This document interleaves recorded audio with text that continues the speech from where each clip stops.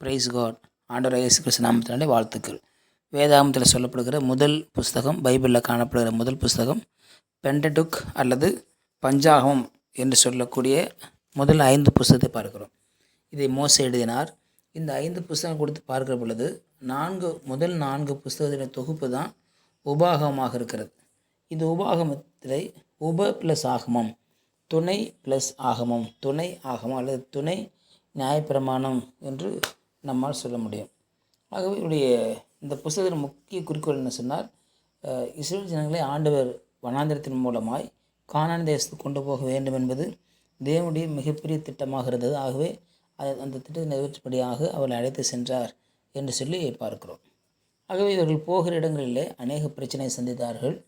ஆகவே இவருடைய கூக்குரல் இட்ட இடம் மாறா, அங்கே தண்ணீர் கசப்பாக இருந்தது. கசப்பாக இருந்த தண்ணீரை ஆண்டவர் மதுரமாய் மாற்றினார். தண்ணீர் அங்கே ருசியாக மாறிற்று என்று சொல்லி பார்க்கிறோம். அதே போல் ஏலீம் என்ற இடம் இருந்தது. அந்த ஏலீமில் உணவுக்காக முறுமுறுத்தார்கள்.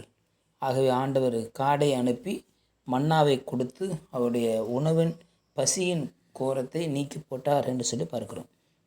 அடுத்தபடியாக ரெவிதீம் என்ற சொல்கிற இடத்துக்கு போகிறாங்க. அங்கே மீண்டும் தண்ணீர் பிரச்சனை உண்டாகிறது. ஆகவே அங்கே தாக்க வந்த அமலேக்கரை முறியடித்து அங்கே அவர்கள் ஜெயம் பெறுகிறதை நான் பார்க்கிறோம். அடுத்தபடியாக சீனாய் மலை, அந்த இடத்துல தான் மோசே நியாயப்பிரமாணத்தை பெற்றார். அங்கே தேவனுக்காக ஆசீர்வாத கூடாரத்தை கட்டினார்கள். அங்கே பலி செலுத்தினார்கள். அதன் பிறகு பெரிய வனாந்திரமாகிய காதேஸ் பர்னயா என்கிற அதை அவர் கடந்து போகிறாங்க. அங்கே போகிற பொழுது கிட்டத்தட்ட 11 நாட்கள் இரவு பகலாக பிரயாணம் பண்ணி போய் கொண்டதை பார்க்குறோம். யோசித்து பார்த்தா எவ்வளோ கஷ்டமாக இருக்கும். இப்போ இருக்கிற நாட்களில் இரவு என்பது நமக்கு எவ்வளோ வெளிச்சம் போட்டாலும் இருட்டாக இருக்குது. அந்த நாட்களில் எப்படி இரவில் லட்சக்கணக்கான பேர் போகிற பொழுது எப்படி என்ன வெளிச்சம் இருந்தது என்று சொன்னால், ஆண்டவர் இரவில் அக்கினி ஸ்தம்பமாக போனார். ஆகவே பல ஆயிரக்கணக்கான வாட்ஸ் உள்ள லைட்டை போட்டாலும் அந்த வெளிச்சம் வராது. ஆனால் தேவனுடைய பிள்ளைகளை அவர் இரவில் வனாந்திரத்திலே அவர் அக்னி ஸ்தம்பமாக நடத்தி கொண்டு போனார். இவ்வளோ பெரிய தேவனை நாம் தெய்வமாக கொண்டிருக்கோம் என்று சொல்லி பார்க்க வேண்டும்.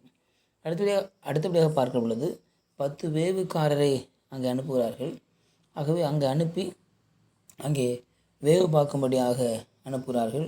வேவு பார்த்ததில் வந்த 2 பேர் அவர்களுக்கு சாதகமாக சொன்னாங்க. 12 பேர் போனாங்க.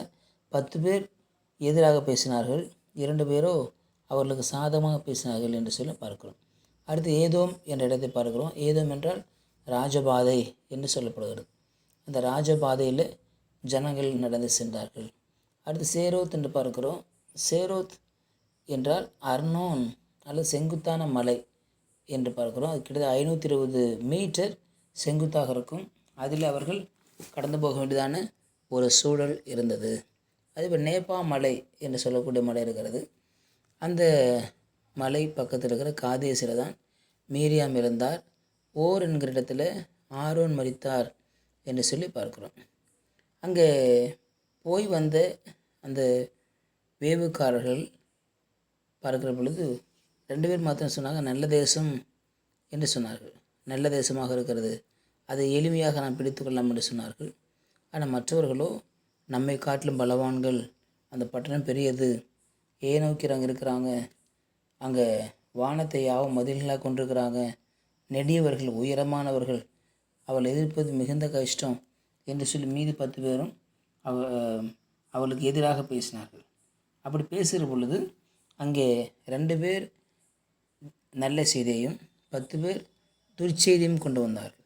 இன்றைக்கும் துர்ச்செய்தி பேசுகிற மக்கள் அநேகர் இருக்கிறாங்க. நீங்கள் நல்லா இருக்க மாட்டீங்க, உங்கள் வாழ்க்கை சரி இருக்காது, நீங்கள் முன்னேற முடியாது அப்படின்னு சொல்கிற கூட்டம் அதிகமாக இருக்கும். ஆனால் ஒரு சிலர் தான் நீங்கள் நல்லா இருப்பீங்க, அவங்களை ஆசிரியப்பார், நல்லா ஜெபம் பண்ணுங்க அப்படின்னு சொல்லக்கூடிய ஆட்கள் மிக குறைவாக தான் இருக்கிறத நான் பார்க்குறோம். ஆகவே நம்ம எப்பொழுதுமே நெகட்டிவ் பார்க்காம பாசிட்டிவ் பார்க்கணும்.